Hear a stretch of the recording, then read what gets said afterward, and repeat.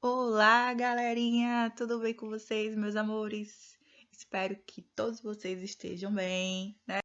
Hoje chegou aquele momento, aquela revisão da salvação. Prova tá aí, né? Certeza se você assistiu todas as aulas, fez as anotações, certo que o 10 ele vem, bebê! Uhul!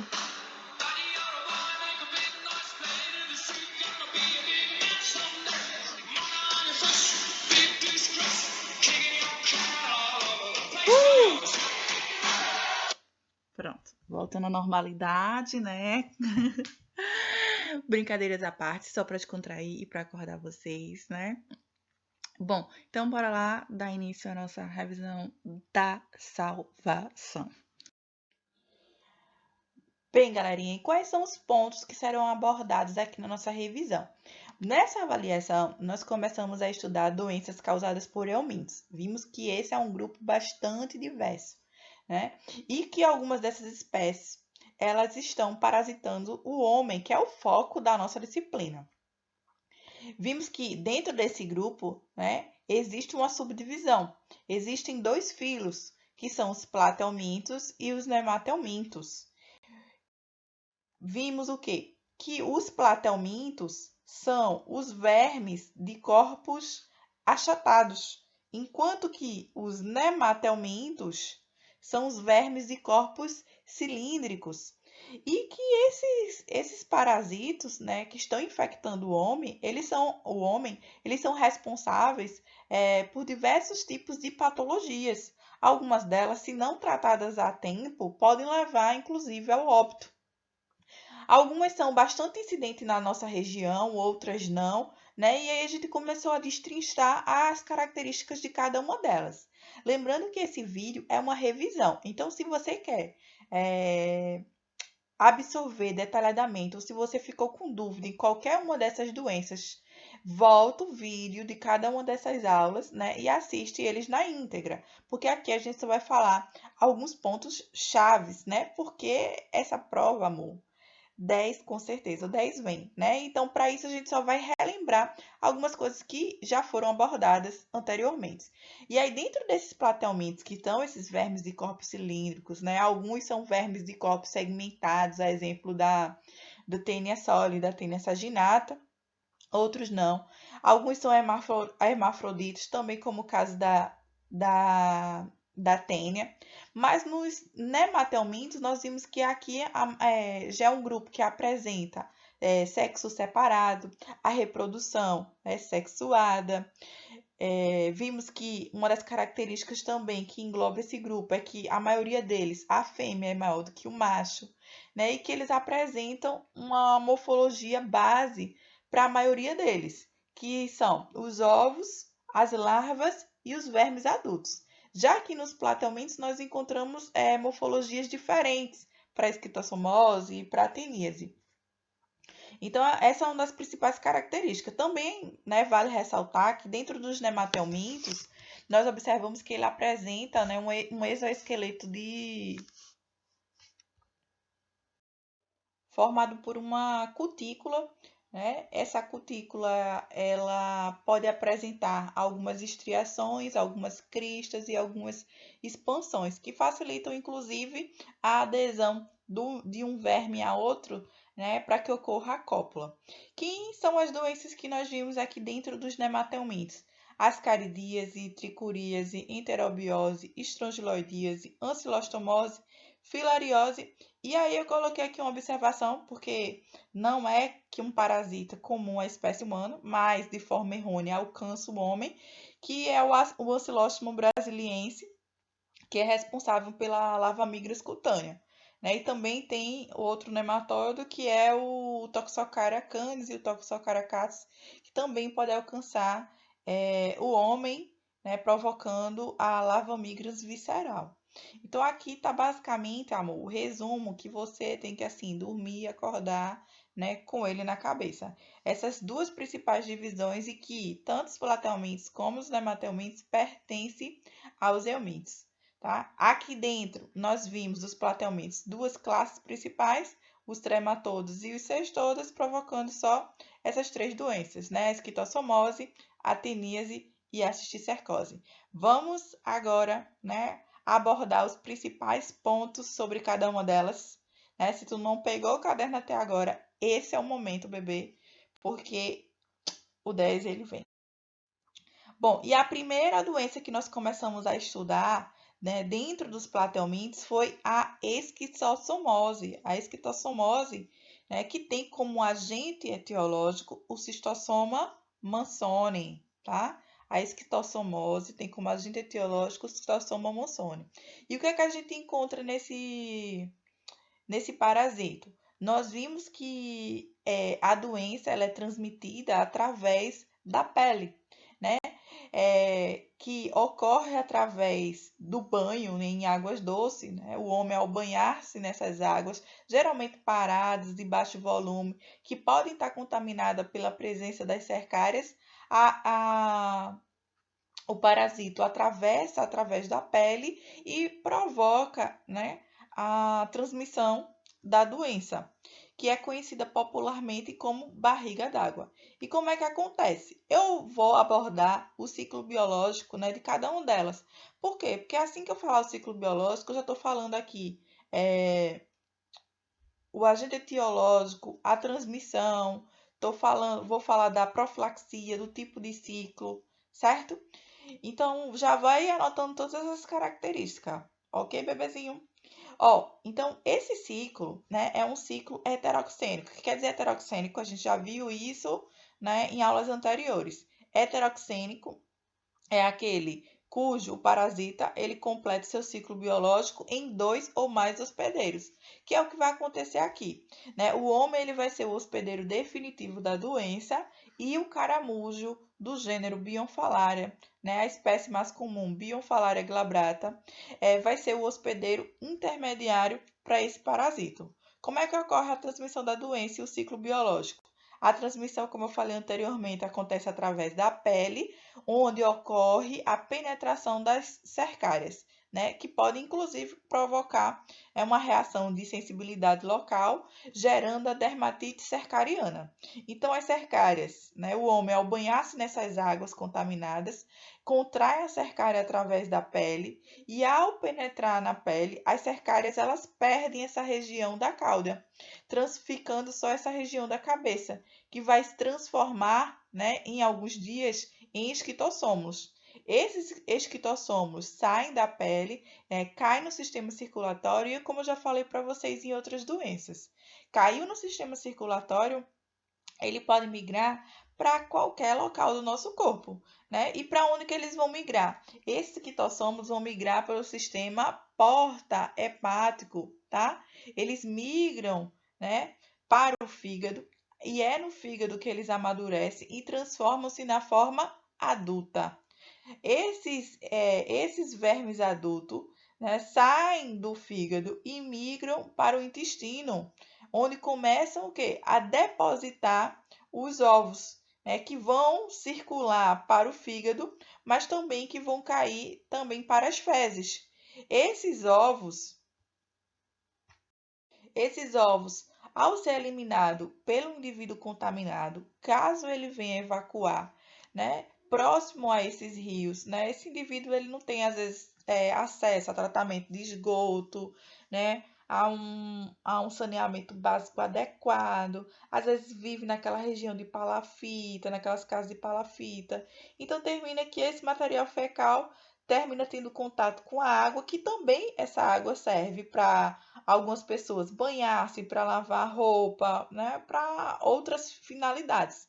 Então, essas fezes contaminadas, ao ter contato com o rio, né, as fezes elas vão conter os ovos, né? E lembra que aqui o ovo do Schistosoma monssoni, ele apresenta uma característica que é a espícula. Inclusive, esses ovos, eles geralmente ficam retidos na mucosa, né, tanto do plexo mesentérico quanto intestinal, por conta dessa estrutura. Esses ovos, quando eliminados pelas fezes, vão cair na água, vão eclodir e vão liberar os miracídios. Esses miracídios, né, eles conseguem nadar por algumas horas e alcançam o caramujo, o Bionfalaria glabata, né? Penetram no caramujo e dentro do caramujo os miracídeos vão se transformar em esporocistos. Esses esporocistos vão dar origem às cercárias através de inúmeras divisões. Essas cercárias vão ser eliminadas pelo caramujo e caem na água. Né? Quando algum homem, alguém vier banhar-se nessa região, pode acabar, né, se infectando com esse parasito. Hélida, e a esquistossomose tem cura? Lembra que a esquistossomose ela tem um tratamento principalmente na fase aguda, né, que é o praziquantel e oxamiquina. Eles são mais utilizados, né, e têm uma eficácia maior na fase aguda da doença. Já na fase crônica, a gente não vai ter um efeito tão bom. E aí a principal manifestação clínica é a ascite, que é aquela barriga d'água, como o próprio nome diz, né? Que é aquele acúmulo de líquido intracavitário. E isso gera, né, um problema sério para o hospedeiro, que vai terminar tendo sua qualidade de vida sendo prejudicada, né, por conta desse acúmulo desse líquido intracavitário. Ele fica muito mais cansado, ele não consegue fazer longas caminhadas, ele começa a ter uma dificuldade laboral e isso leva a gasto em saúde pública, né, com essa pessoa contaminada. Nesses casos, o tratamento já não é tão eficiente e o que é feito? Alguns procedimentos cirúrgicos para aliviar, ou pode também ser feito a retirada desse líquido, né, através de uma biópsia, e aí faz a retirada, às vezes quinzenal ou mensal, para dar uma melhorada, diminuir essa pressão na cavidade torácica, facilitando a qualidade de vida daquele paciente. Depois disso, nós saímos da esquistossomose e entramos na actiníase e na cisticercose. Tanto a actiníase como a cisticercose apresentam o mesmo agente etiológico, né, que é a Taenia saginata e a Taenia solium. Né? Lembra que aqui o homem ele vai ser também, né, é um ciclo heteroxênico, o parasito ele completa seu ciclo biológico em 2 ou mais hospedeiros. O homem é o hospedeiro definitivo e o porco ou o boi são os hospedeiros intermediários. No caso da cisticercose, o ciclo ele deixa de ser heteroxênico, ele passa a ser somente monoxênico, porque um homem contaminado termina, né, contaminando um outro indivíduo ou ocorrendo uma autoinfecção. Então, para a teníase, o ciclo ele é heteroxênico. Para a cisticercose, o ciclo ele passa a ser monoxênico, tá bom? E como é que acontece isso, Elida? Bom, a transmissão dessa doença acontece através da ingestão de alimentos contaminados. E esses alimentos contaminados, principalmente a carne do porco e do boi, né, se mal passada, se mal cozida, ou até mesmo se não foi congelada, pode conter essas oncosferas, né, que vão se desenvolver e transformar-se em cisticerco no músculo desses animais. Então, o homem consome essa carne mal passada contaminada, adquire esse parasito que vai eclodir no intestino delgado do homem, transformando-se em verme adulto. A tênia, ela é hermafrodita e através de autofecundação vai ocorrendo o crescimento dessas regiões, que são as proglotes. As proglotes se autofecunda, dando origem a um verme enorme, né? A Taenia solium, ela consegue chegar, né, a um pouco mais de 4 metros, enquanto que a Taenia saginata, ela consegue chegar a um pouco mais de 8 metros. E isso provoca sérias consequências ao hospedeiro.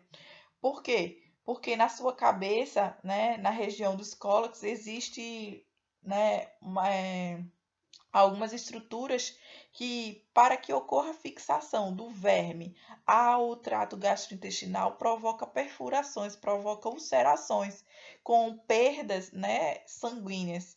Né? Claro que esses são pequenos pontos hemorrágicos que são formados a partir da fixação desse verme.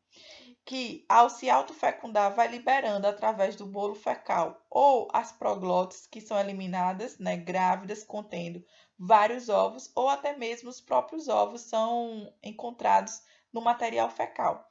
Quando esse material fecal contaminado atinge o solo, que pode contaminar, né, o adubo, a plantação, que vai servir de alimento para esses animais, o porco ou a vaca, eles terminam sendo contaminados através da ingestão dessa vegetação contaminada, contendo os ovos ou contendo as proglotes cheias de ovos. Esses ovos eclodem no intestino, né, é, do animal. As oncosferas penetram a parede intestinal e migram para o sistema muscular, migram para o músculo, né, para a carne, para os tecidos do porco e do boi. E aí essas oncosferas no tecido do animal vão se desenvolver e vão se transformar em cisticerco. Então o homem consome essa carne contaminada, cheia de cisticerco. Parece umas pérolazinhas um pouco esbranquiçadas, né? Claro que é importante, né, a vigilância sanitária, a inspeção, principalmente nos abatedouros, para impedir essa venda dessa carne contaminada.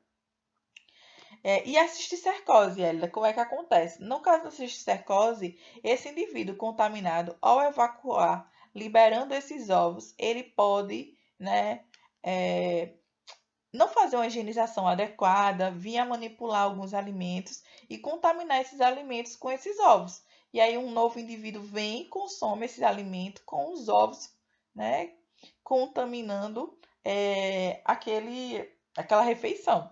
E com isso, o indivíduo ele vai ingerir e o que é que acontece dentro dele? Ao invés de passar pelo porco, de ter essa passagem pelo porco e pelo boi, esse ovo ele vai eclodir dentro do homem, né? Ele vai eclodir, o homem ingere esses ovos, né, que essas oncosferas vão penetrar a parede intestinal, vão eclodir e liberar o cisticerco que migra para os músculos, para os tecidos desse hospedeiro.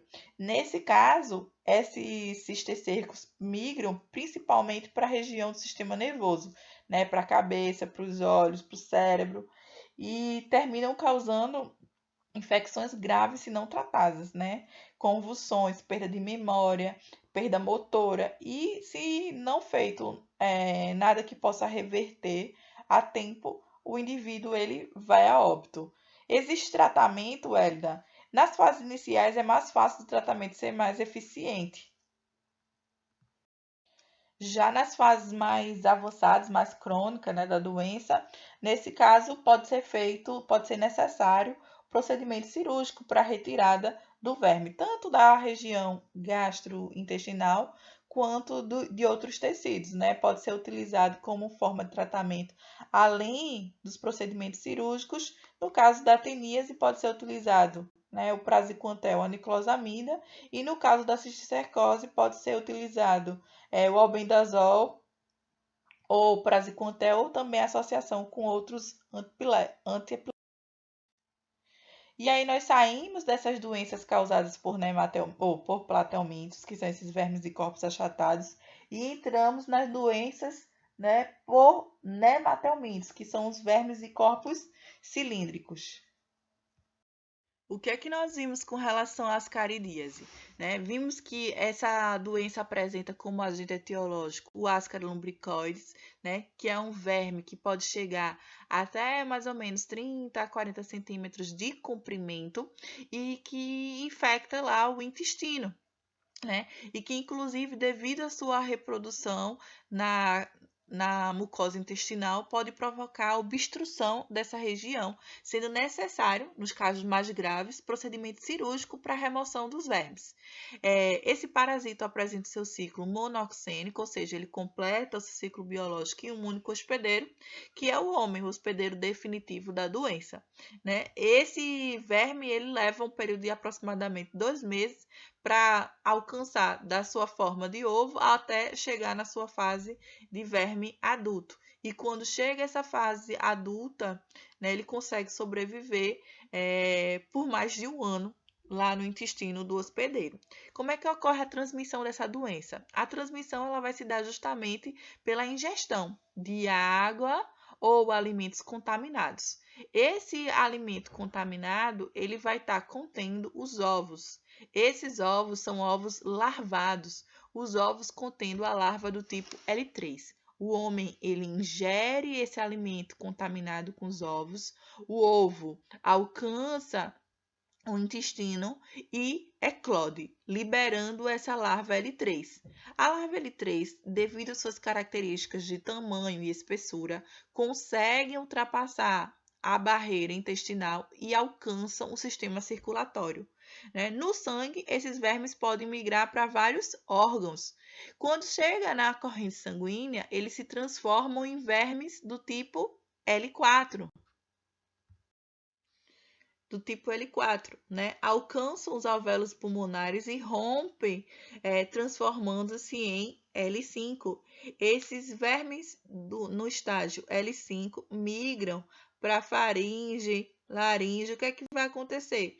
O indivíduo ele vai ter aquela tosse, aquele pigarro que às vezes é característico. E ao tossir, pode inclusive ser expelido essa larva no estágio L5. Mas muitos indivíduos, eles fazem, eles têm essa expectoração, mas terminam deglutindo as larvas no estágio L5, que retornam para a cavidade intestinal. Ao chegar no intestino, a larva L5 transforma-se em vermes adultos. Esses vermes adultos, eles realizam reprodução sexuada e a partir da cópula liberam os ovos junto com o material fecal. Esses ovos, alcançando o ambiente externo, esses ovos são ovos inférteis que serão fertilizados no ambiente externo. Esse ovo fertilizado no ambiente externo vai se transformar num ovo embrionado. Esse ovo embrionado vai se transformar num ovo larvado, contendo a larva, que pode alcançar outros alimentos, infectando um novo indivíduo. Tem tratamento para essa doença, Hélida? Sim, tem tratamento. Quais são os mais utilizados? Os derivados dos benzinidazóis, o albendazol, o mebendazol, são formas de tratamento para essa parasitose. O diagnóstico é feito através do parasitológico de fezes, onde são observados tanto a presença dos ovos, como em alguns casos podem estar presente também os vermes adultos.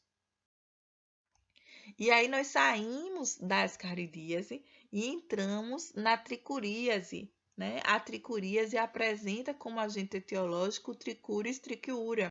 Essa é uma infecção extremamente comum, principalmente nos pacientes que têm ascaridíase. Esse parasito também completa seu ciclo biológico em um único hospedeiro, ou seja, o ciclo ele é monoxênico. O que é que acontece? Também vai ocorrer através da ingestão de água ou alimentos contaminados. Esse parasito, quando é adulto, ele apresenta peças bucais bem rudimentares e, por viverem principalmente na região do intestino grosso, lá no seco, o que acontece? Essa peça bucal rudimentar provoca destruição na mucosa intestinal, trazendo, levando à formação da principal manifestação clínica da doença, que é o prolapso retal. Mas, a doença, ela tem cura principalmente nas fases iniciais, a eficácia é muito melhor, com a utilização de alguns benzimidazóis, como o mebendazol, o albendazol, o palmoato de oxantel. Mas nos casos mais graves, onde já ocorreu o prolapso retal avançado, nesses casos é necessário o procedimento cirúrgico. O diagnóstico também é feito através do exame de fezes. Como é que ocorre a transmissão? Como eu falei, a transmissão ela vai ocorrer através da ingestão de água ou alimentos contaminados. Essa é uma infecção muito comum, junto com Ascaris lumbricoides. Ele parece um chicotezinho, parece um fio de cabelo, com aproximadamente 5 centímetros quando alcança a sua fase adulta. Então, o homem ele consome essa água e esses alimentos contaminados contendo os ovos. Esses ovos são ovos larvados, Essas larvas Essas larvas são do tipo L3. Então, ao ingerir essa água, esse alimento contaminado, os ovos eclodem no intestino delgado, liberando as larvas L3. L3 vai se transformar-se até chegar na sua fase adulta, e na fase adulta esses vermes eles realizam reprodução sexuada e conseguem, após a cópula, a fêmea liberar milhares de ovos. Esses ovos são eliminados juntamente com o material fecal, que quando esse indivíduo ele não tem tratamento de esgoto, não tem saneamento básico, esse material fecal vindo a contaminar o solo, contaminar a água, contaminar outro ambiente, esses ovos que são liberados, eles vão ficar nesse ambiente externo até que sejam embrionados. O processo de embrionamento ele leva aproximadamente 3 semanas, onde vão formar, né, dentro desses ovos as larvas. E aí eles podem se aderir à água e a outros alimentos, continuando seu ciclo biológico em outros indivíduos. Esse ciclo, ele como vocês podem observar, ele é monoxênico, né? Ele completou seu ciclo biológico em um único hospedeiro, e para que ocorra, né, o desenvolvimento desse ciclo, ele leva em média 3 meses. Aí nós começamos a estudar uma outra doença, que foi a enterobiose, também chamada de oxiurose, né? Ou oxiurise. O que acontece? A enterobiose tem como agente etiológico o Enterobius vermicularis. É um parasito muito comum, principalmente nas crianças e aquelas de idade escolar. Sua transmissão é extremamente fácil porque apresenta ovos extremamente leves que são disseminados no ambiente e podem ser aspirados pelo hospedeiro, fazendo com que ocorra a veiculação dessa doença. E como é que isso acontece? O ciclo ele é monoxênico, né? O único hospedeiro é o homem. Ele leva aproximadamente de 1 mês e meio a 2 meses para completar esse ciclo. E o homem ele pode tanto ingerir através de água ou alimentos contaminados, como ele pode também aspirar os ovos. Esses ovos eles contêm a larva. Esse ovo ele consegue ficar no ambiente em média por até 6 horas. Eles vão eclodir no intestino delgado, liberando a larva no estágio L3. Essa larva vai sofrer as ecdises até chegar à fase adulta. Migram do intestino delgado para o intestino grosso na fase adulta, onde vão realizar a cópula. As fêmeas prenhas, né, as fêmeas grávidas, elas vão migrar aqui para a região perianal, onde vão depositar os seus ovos. E geralmente a deposição desses ovos acontece quando o indivíduo ele está em repouso, ou seja, isso é mais comum no período noturno. Então, quando a criancinha está lá para dormir, as fêmeas vêm, chegam a essa região perianal e começam a depositar esses ovos. Isso causa um prurido intenso, que é a principal manifestação clínica dessa doença. Esses ovos, eles inclusive, a depender da quantidade, podem ser vistos a olho nu. Quando você olha lá o bumbumzinho da criança, parece uma farinhazinha, devido a essa grande quantidade de ovos que são liberados. Esses ovos, eles vão levar, né, aproximadamente de 4 a 6 horas na região perianal para que sofra o processo de maturação, e aí eles podem ser dispersos no ambiente. Simplesmente pelo fato da mãe retirar a calça, né, a cueca da criança, do menino, ou a calcinha, essa simples movimentação pode facilitar a dispersão desses ovos no ar, que podem ser aspirados pela mãe, infectando também esse indivíduo. Tá? Por isso extremamente importante que as roupas dessa pessoa contaminada sejam lavadas separadamente, que seja feita limpeza, higienização dos lençóis, com cuidado, principalmente na máquina de lavar, para que se tenha menos contato possível com eles. Cuidado ao retirar esse lençol, porque também corre o risco de aspirar, e não varrer a casa assim com vassoura, e sim com aspirador de pó, para que não levante, né, esses ovos, não venha se dispersar no ambiente e continue infectando outros indivíduos. A doença é muito comum nesse público infantil e tem tratamento específico para ela.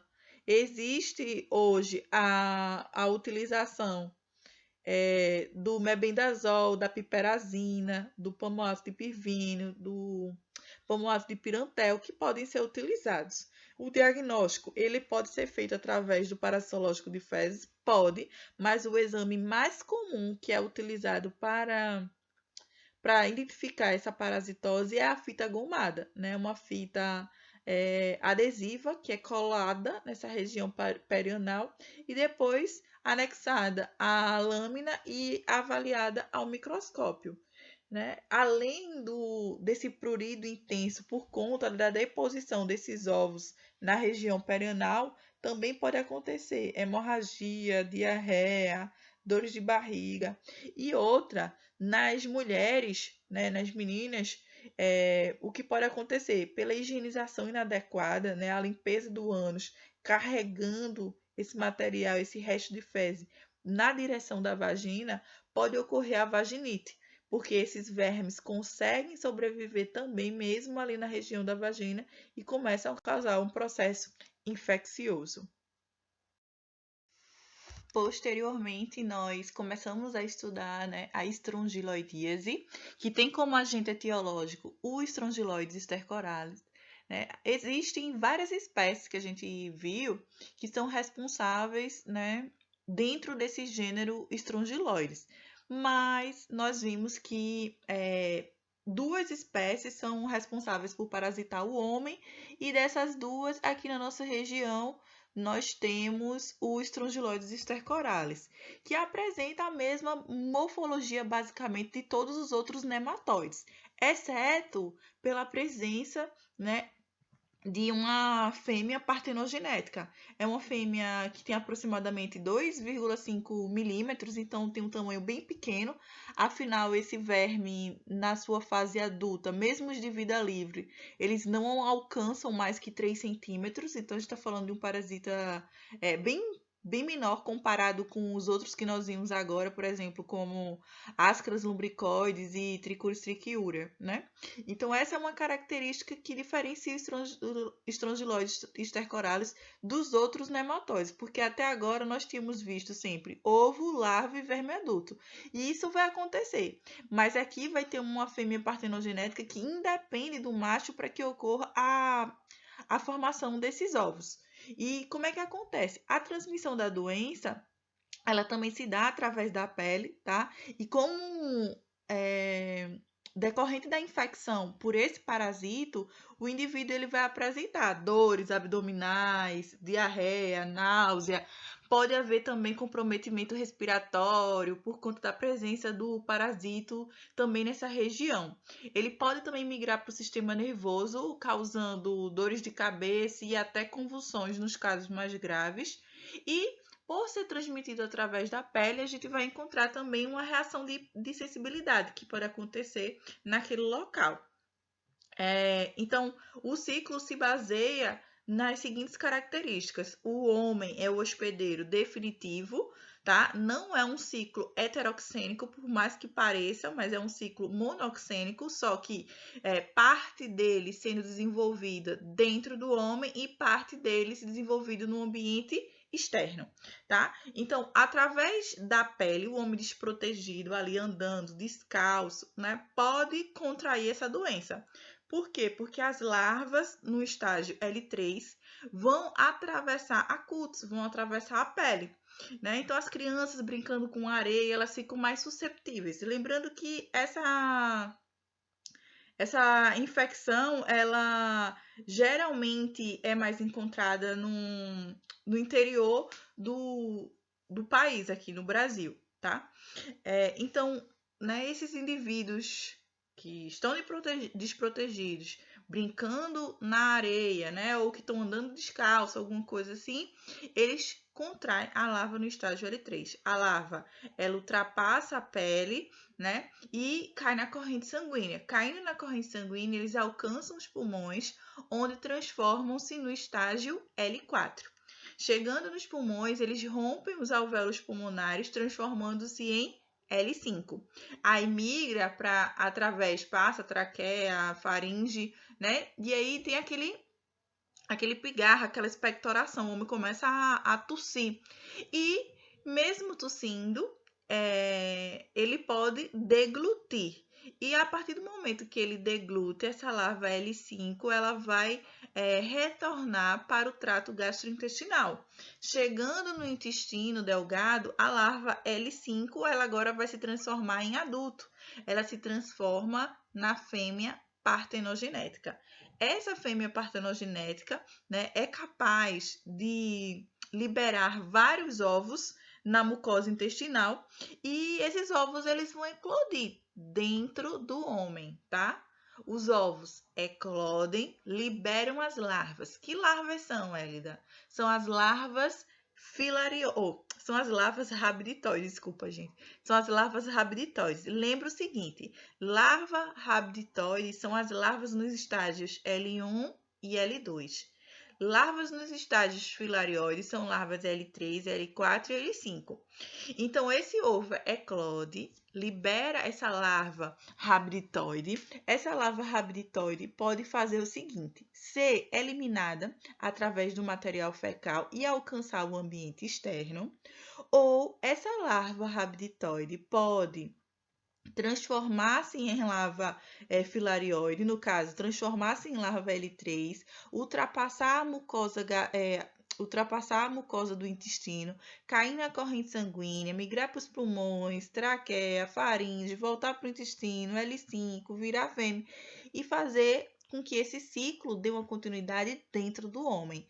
Se você quer assistir essa aula, né, passo a passo sobre esse ciclo biológico, volta no vídeo de Strongyloides stercoralis, tá? Eu tô acelerando aqui porque a gente já viu isso tudo detalhadamente. Então, é só para você relembrar. Então, a gente pode ter uma autoinfecção endógena, né? Esse parasito, ele vai dando continuidade e aumentando essa carga parasitária dentro do hospedeiro. Mas caso seja expelido junto com o material fecal, essa larva rabiditóide pode se transformar no solo em larva filarioide e, né, transmitir para outra pessoa através da pele, ou essa larva rabiditóide pode se transformar em larva filarioide, depois pode se transformar em verme adulto. Esses vermes adultos de vida livre, né, apresentam sexo separado, realizam reprodução sexuada e vão liberar os ovos nesse ambiente externo. Esses ovos vão eclodir, vão dar origem a essas larvas rabiditóides que vão se transformar em larvas filarioides e podem infectar um novo indivíduo. Ou pode ocorrer a continuidade desse ciclo dentro do solo, né? Ovo, larva, rabiditóide, filarioide, adulto. E aí continuar esse ciclo biológico no solo. Mas pode acontecer também de ficar sendo transmitido a outros indivíduos, tá certo?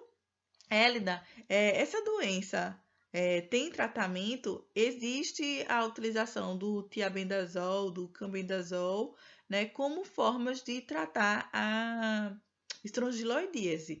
E o método diagnóstico, como é que eu faço para identificar essa doença? O diagnóstico aqui vai ser aquele parasitológico de fezes sendo o método mais utilizado. Por quê? Porque esses parasitos eles são eliminados através do bolo fecal. Outra forma é fazer teste com intradermorreação, né? Utilizando extrato proteico do próprio parasito de forma atenuada e se provocar uma reação de sensibilidade, já sabe que a pessoa tem, né, já começou a produzir anticorpos contra aquele parasito, então ela já teve contato previamente. Saindo de estrongiloidíase, nós entramos em ancilostomose. Vimos mais uma doença, né? Vimos que a ancilostomose ela atinge milhões de pessoas ao ano, né? E que muitas delas, inclusive, vão a óbito. E nós vimos que existem várias espécies dentro desse gênero Ancylostoma que são responsáveis por causar a doença, mas no homem são considerados 3 agentes etiológicos responsáveis pela ancilostomose, que é o Ancylostomum duodenalis, o Necator americano e o Ancilóstomo ceilânico. Mas aqui na nossa região, né, no Brasil, na América do Sul, na verdade, são dois agentes etiológicos, o Ancilóstomo duodenalis e o Necator americano. Como a maioria dos nematodos, esse também é uma doença cujo ciclo é monoxênico. Então, anota aí. Dentro dos nematelmintos, nós só temos uma doença cujo ciclo é heteroxênico.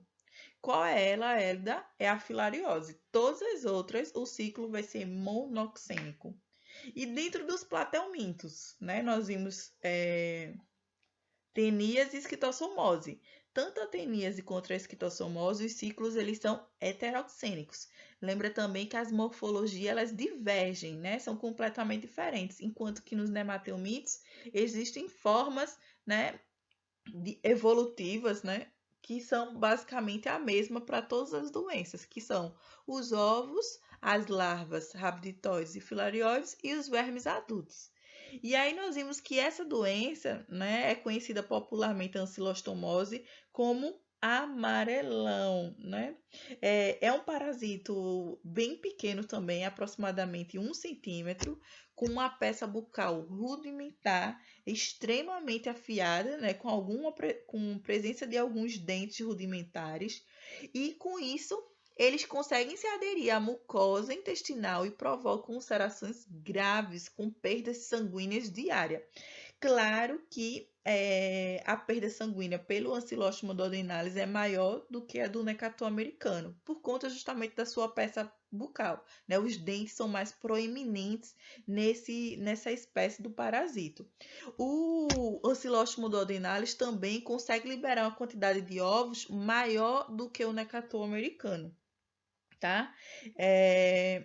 Esse parasita ele se parece bastante com o Strongyloides stercoralis. E existe até uma chavezinha que ajuda, uma chave taxonômica, que ajuda a identificar, né, classificar se aquele verme encontrado é um Ancilóstomo duodenalis ou se é um Strongyloides stercoralis.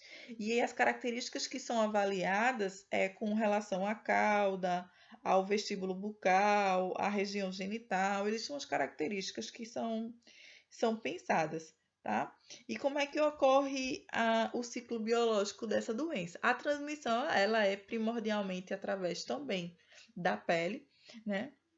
É muito comum acontecer essa doença também na área rural, né? As regiões do Pará, do Maranhão, Piauí, são as que apresentam a maior incidência aqui no nosso país por esse parasito. Então, a transmissão ela vai ocorrer de que forma, Elida? A transmissão se dá esse homem desprotegido, aquele homem lá na área rural, na fazenda, no sítio, né, naquelas regiões que não andam, né, prevenidos, não andam calçados, às vezes por conta das condições econômicas mesmo, eles ficam mais susceptíveis a essas doenças, porque as larvas, né, no estágio L3, elas vão penetrar através da pele e vai ser a mesma coisa que acontece no Strongyloides stercoralis. As larvas no estágio L3, elas saem da pele, caem na corrente sanguínea e chegam aos pulmões do estágio L4. Saem dos pulmões, né, atravessam os alvéolos pulmonares, transformam-se em L5, passam pela faringe, dá aquela sensação de expectoração de tosse no indivíduo, ele deglute e aí, ao deglutir, essa larva L5 passa pelo trato gastrointestinal, alcançando aqui no intestino delgado, ou um delgado, que é o grosso, né? No intestino delgado, que não tá, acho que é esse aqui, né? No intestino delgado, a fase adulta. Então, no intestino delgado, esses vermes adultos realizam reprodução sexuada, porque a gente vai encontrar um macho e a fêmea. Isso leva aproximadamente 2 a 3 semanas após essa fase inicial. E ao alcançar essa fase adulta e realizar a cópula, eles vão liberar milhares de ovos, né? O Ancilóstomo duodenalis, estima-se que eles liberam 20.000 ovos, gente. É uma grande quantidade, né? E esses ovos, eles vão ficar onde? Esses ovos, eles vão ser eliminados junto com o bolo fecal. E aí, se esse homem contaminado né? Se ele não tem acesso a tratamento de esgoto, se esse homem não tem acesso a condições sanitárias favoráveis, né? O que vai acontecer? Esse material fecal pode contaminar o solo e, por consequência, vir a contaminar outros indivíduos, ou até mesmo uma autoinfecção, né? Esse homem ele evacua, contamina o solo e ele mesmo volta a pisar naquele local contaminado. Isso é muito comum nessa população, né? Que é uma população economicamente mais desfavorecida.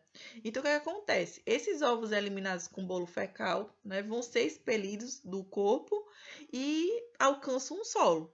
Com aproximadamente 2 dias, esses ovos no ambiente externo, né, eles eclodem e liberam as larvas rabditoides. Essas larvas rabditoides vão levar mais ou menos uma semana se desenvolvendo até chegar ao estágio L3, pronta para infectar um novo indivíduo. Essas larvas elas conseguem ficar viáveis no solo, né, por até 1 mês e meio, praticamente. Então, muito tempo. E com isso, elas continuam, né, o seu ciclo biológico. Quais são as consequências, Hélida, dessa doença? Bom, as consequências é o que o nome é popularmente conhecido, o amarelão. Por conta de quê? Por conta justamente de uma anemia, né, severa, que é ocasionada por conta desses vermes que ficam se aderindo à mucosa intestinal e causam essa perda sanguínea.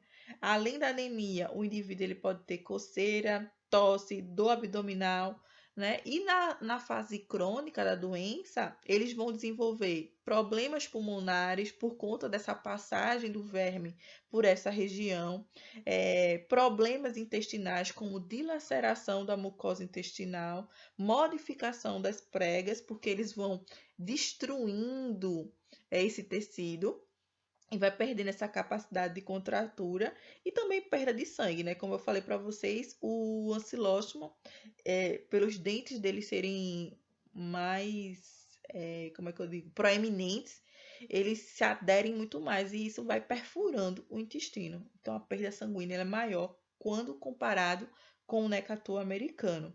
Tem tratamento, Hélida? Tem, né? Tem o mebendazol, o albendazol, o levomizol, o pirantel, né, que podem ser utilizados. Claro que nos casos iniciais, né, a eficácia do tratamento ela é muito maior. E como é que eu posso diagnosticar? Você pode diagnosticar através principalmente do parasitológico de fezes, é o método mais utilizado. Aí saímos de Ancilóstomo duodenalis e entramos numa outra doença, né, que foi a filariose, a filariose linfática. A filariose linfática é a doença que vai apresentar aqui o seu ciclo heteroxênico. Presta atenção, olha para cá, bebê. Olha, nós vimos que dentro dos nematelmintos, todas as doenças do ciclo são monoxênicos, exceto a filariose linfática, que o ciclo vai ser heteroxênico. Mas o homem vai ser o quê? O hospedeiro definitivo e o inseto, o vetor, né? O Culex quinquefaciatus vai ser o hospedeiro intermediário. Nesse caso, né, a fêmea, porque são as fêmeas que são hematófagas, né, para nutrir sua prole, né, ela vai precisar desse sangue. E o que acontece na filariose? A filariose, gente, conhecida também como elefantíase, é muito comum, muito endêmica na nossa população, principalmente aqui no estado de Pernambuco, né? Na década de 90, nós tivemos uma grande quantidade de casos, né, de indivíduos infectados, e esse é um grave problema de saúde pública, porque essa é uma doença deformante, é uma doença que leva o indivíduo a se afastar das suas atividades laboriais.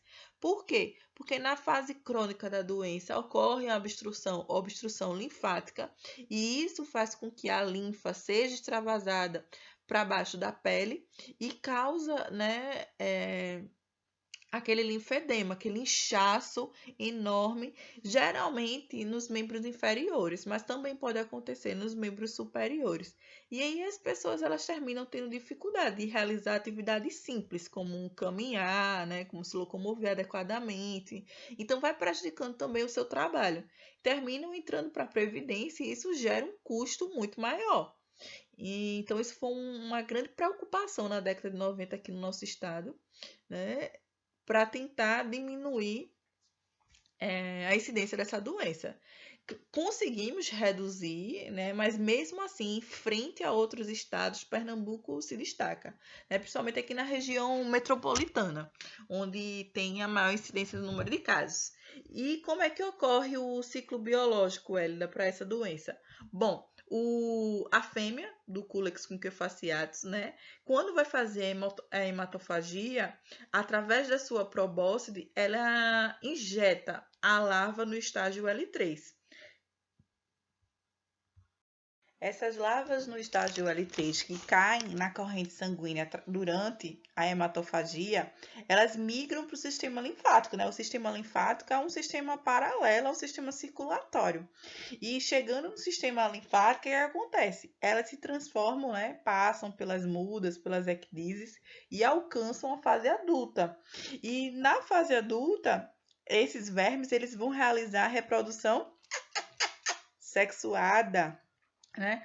Então, após a reprodução sexuada, ocorre a liberação das microfilárias. Essa também é uma diferença, tá, bebezinho? Anota aí, olha para cá. Nós tínhamos visto até agora, né, dentro dessas doenças causadas dentro do grupo dos nematelmintos, que os vermes adultos, quando eles copulavam, eles liberavam os ovos. Mas acontece que aqui não vai ser liberação dos ovos, vai ser liberação de microfilárias. Por quê? Porque esses vermes são vivíparos, né? É como a gente, como nós seres humanos. Nós geramos, né, um bebê e depois do nascimento, ele é idêntico à espécie adulta. Idêntico, eu digo assim, a estrutura corpórea, né? 2 braços, 2 pernas, uma cabeça, 2 olhos. É a mesma coisa que acontece. As microfilárias, ela tem uma estrutura semelhante aos vermes adultos. Claro que num tamanho, né, reduzido. Então, essas microfilárias são decorrentes, né, do nascimento, digamos assim, a partir da cópula dos vermes adultos. Essas microfilárias que são depositadas no sistema linfático, por serem um tamanho muito pequeno, não é? Uma espessura bem fina, elas conseguem migrar do sistema linfático para o sistema circulatório. Isso acontece principalmente quando o indivíduo ele está em repouso, né? Porque aí o sistema circulatório ele dá uma aliviada e aí é quando essas microfilárias saem do sistema linfático. E o que acontece? Né? Quando essas microfilárias, lá para a noite, né, 10 horas, 11 horas da noite, que esse indivíduo está tranquilo, deitado, que elas migram para o sistema circulatório, quando um mosquito não contaminado picar esse indivíduo, né, que apresenta esse parasito, que apresenta esse verme, o mosquito, a fêmea do Culex conquefaciatus, vai adquirir essas microfilárias presentes no sistema circulatório. Essas microfilárias, elas migram para a região torácica do inseto e transformam-se em larva L1. Depois transformam-se em larva L2 e chegam à probóscide do inseto no estágio L3, pronto para infectar um novo indivíduo. Então, se na tua comunidade, se no teu bairro existe alguém infectado, né? Se você viu já alguém lá com a filariose, né? Porque as manifestações clínicas na fase crônica, elas são visíveis a olho nu. Se aquela pessoa ela não toma, não faz o tratamento, então a carga parasitária no sistema circulatório dela vai ser alta. Então ela termina sendo um reservatório. Qualquer outro mosquito, qualquer outro Culex que vier a picar esse indivíduo, se picar você, vai transmitir a doença, tá? O contato direto com esse indivíduo não acarreta na transmissão dessa parasitose. Entretanto, o vetor, né, ele sai carreando esse verme entre a população, né, que causa vários sintomas, né, várias manifestações. E uma delas causam, né, febre, causam hidrocele, linfedema, adenite, né, são algumas das manifestações decorrentes dessa infecção por esse parasito. E tem tratamento essa doença, gente, o tratamento ele só vai ter eficácia na fase inicial, tá? Se chegar às manifestações, né, crônicas, onde o paciente ele já tem todo aquele processo de obstrução desse sistema linfático, nesse caso, o medicamento ele consegue até matar o parasito. Entretanto, né, eles continuam. Então, nessa fase crônica, né, a obstrução faz com que essa linfa ela saia do sistema linfático e migre para baixo do tecido, migre de forma subcutânea.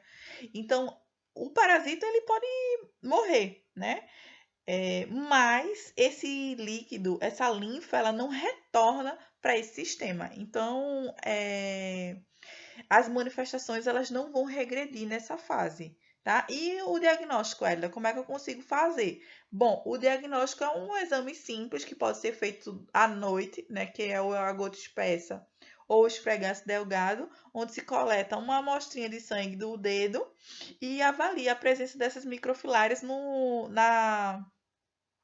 sistema circulatório, né? No sangue periférico. Outra forma é se fazendo biópsias ou também ultrassonografias, onde é possível visualizar esses vermes ativamente no sistema linfático. E o tratamento, como é que eu posso fazer? Tem tratamento com DEC com ivermectina, DEC com albendazol, né?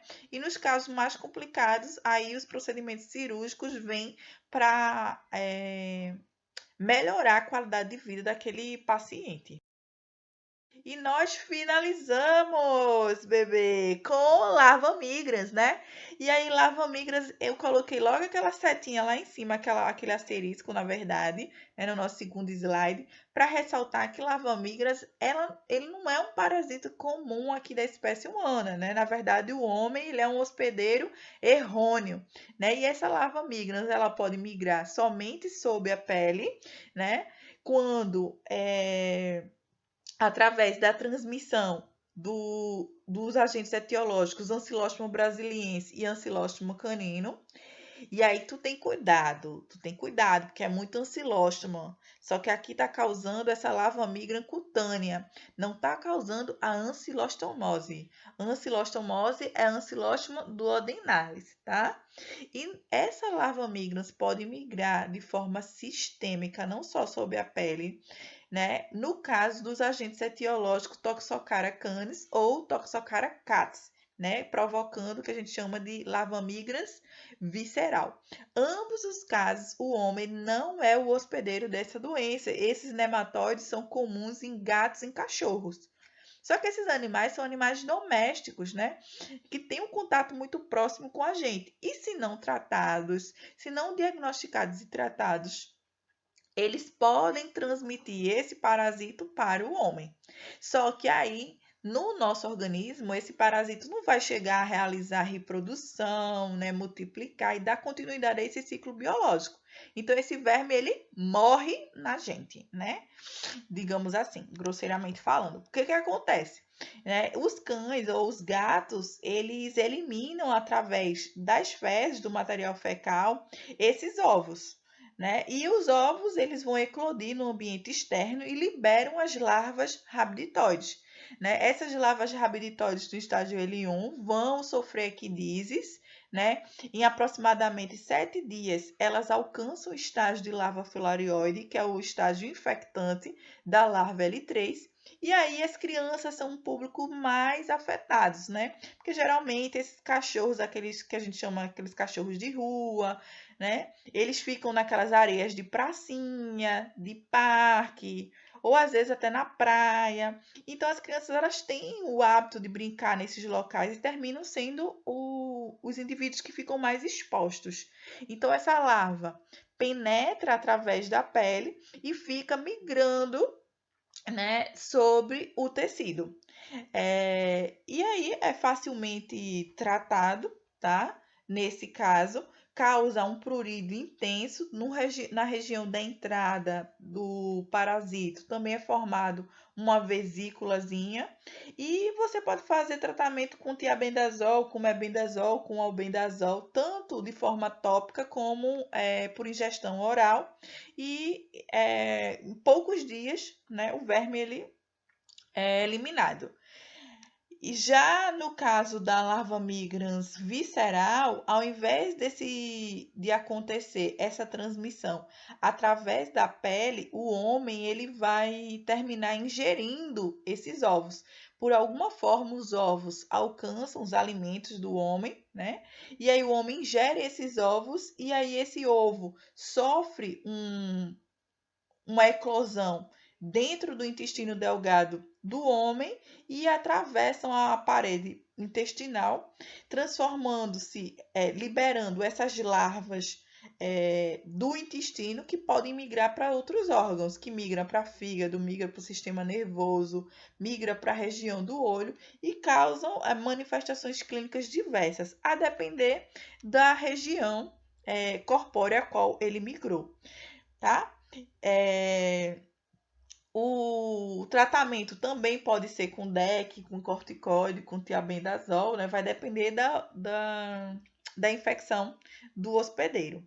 Bom, pessoal, era isso que eu tinha para falar com vocês, né? Foi um prazer estar com vocês. A gente passou por um desafio gigantesco esse período, né? Foi um desafio para mim tentar ministrar a aula dessa forma remota. Foi um desafio para vocês, né? Todo mundo superou nesse período. Eu espero que vocês superem ainda mais na prova. A distância não diminuiu a importância dos nossos encontros, das nossas aulas, né? Vocês me permitiram viver essa experiência nova e deixo para vocês todos os meus sinceros votos de sucesso na jornada, tá? Um beijo grande. Se gostou desse vídeo, não esquece, dá um like, comenta e compartilha. Fiquem com Deus e até a próxima.